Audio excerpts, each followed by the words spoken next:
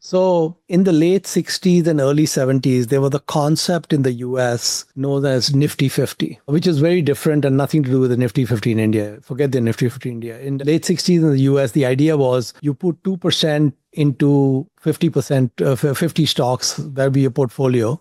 And the 50 stocks were the bluest of the blue chips.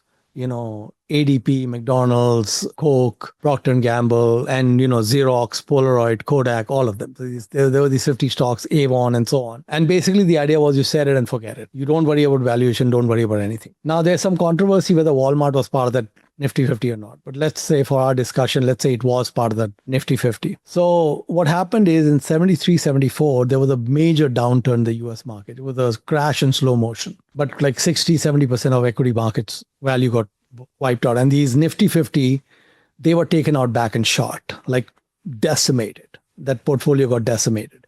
And after 1974, no one ever talked about the Nifty 50. But let's take a scenario where you own the Nifty 50, you put 2% into Walmart, and the remaining 98% goes to zero. And you forward this whole portfolio for 55 years from 1970 to now. Well, what happens is that with 98% error rate, the Nifty 50 compounds at almost 15% a year for 55 years and blows out the S&P, which does a respectable 10%. Okay. And that's with 98% going to zero. I took like Amex to zero, Coke to zero, Procter and Gamble to zero. I took all these companies to zero, right? Now, a bunch of companies in the Nifty 50 actually went to zero, like, Xerox and Kodak and Polaroid and all that. But if you took them all out. So the reality with this business is that anytime you enter the investing business, you are going to make a lot of mistakes.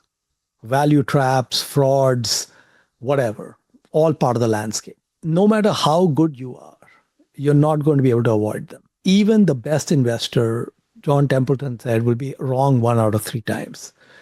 More than likely, you're going to be wrong maybe even 1.5 or 2 out of 3 times. Warren Buffett, out of maybe 400 plus decisions that he's made in the last 60 years, only 12 have moved the needle for Berkshire, like a 3 or 4% hit rate. And that's God we are talking about. So the important thing is not the avoidance of the value traps. You can try and do that, and you may or may not be able to completely do it, but you can try.